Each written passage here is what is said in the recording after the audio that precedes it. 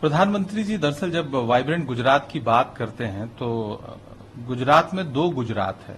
एक गुजरात है जिसे हम प्रधानमंत्री जी के भाषणों में सुनते हैं और एक गुजरात वो गुजरात है जिसे गुजरात जा करके देखा जाता है। वो एक ऐसा गुजरात है जिसमें मोरबी का हादसा है, करप्शन की वजह से जाने जाती हैं।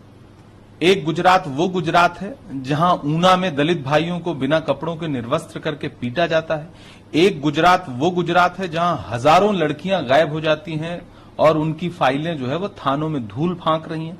एक गुजरात वो गुजरात है जहां बेसिक एजुकेशन के लिए आदिवासी और ग्रामीण अंचलों के लोग तरस रहे हैं, बेसिक विद्यालय बंद हो रहे हैं। ये जानकारी विधानसभा में भारतीय जनता पार्टी सरकार के शिक्षा मंत्री ने दी है।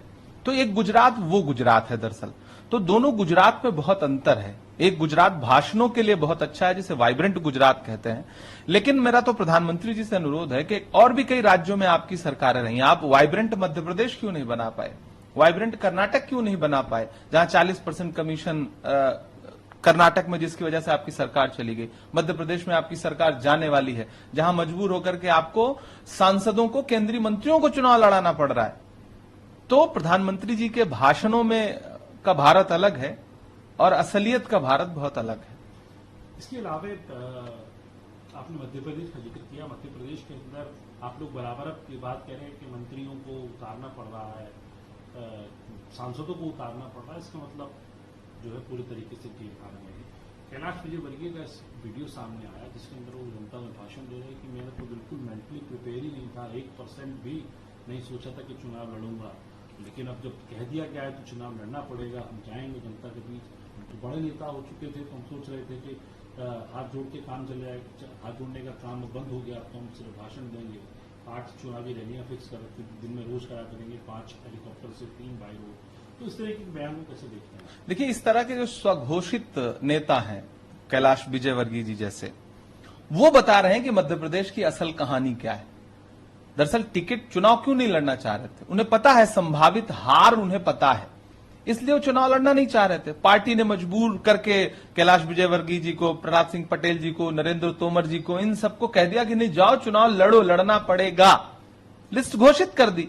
अब वो परेशान है। स्थिति है कि 2 लिस्ट आ चुकी है, शिवराज सिंह चौहान जी का टिकट नहीं हुआ है। तो मुख्यमंत्री को यह पता नहीं है कि चुनाव लड़ाया जाएगा कि नहीं लड़ाया जाएगा। जिनको लड़ाया जा रहा है उनको यह पता नहीं है कि क्यों लड़ाया जा रहा है।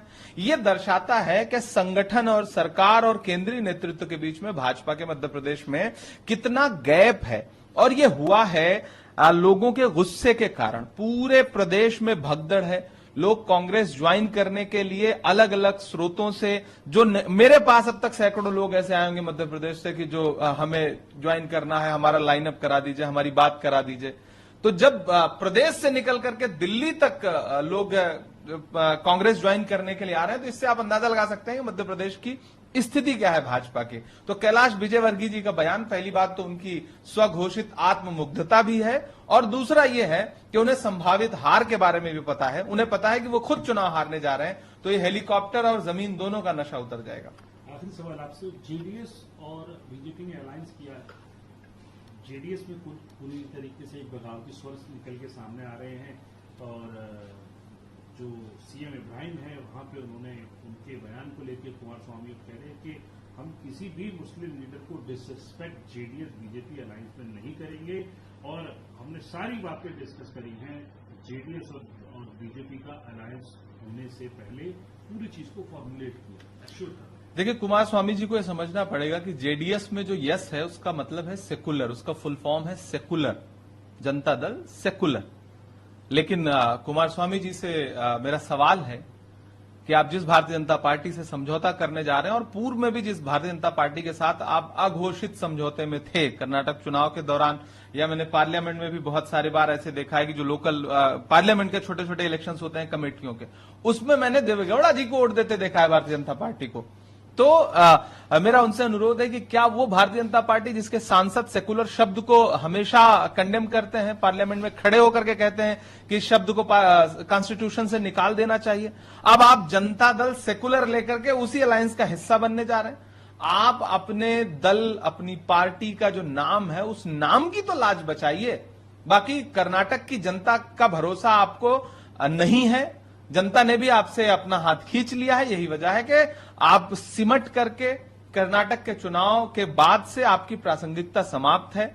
जब देश की अलग अलग पार्टियां एनडीए से अपना संबंध तोड़ रही हैं, तमिलनाडु में एआईडीएमके ने तोड़ लिया है, ऐसे में उनका जाना यह दर्शाता है कि या तो उनके ऊपर कोई दबाव है या कोई बड़ा लालच है, वरना कम से कम वो अपने जनता दल सेकुलर में सेकुलर शब्द की लाज जरूर बचे।